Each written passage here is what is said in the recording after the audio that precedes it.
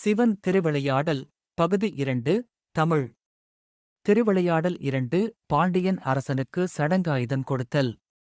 பாண்டியன் அரசு ஒரு காலத்தில் பகைவரால் பலப்படுத்தப்பட்டது.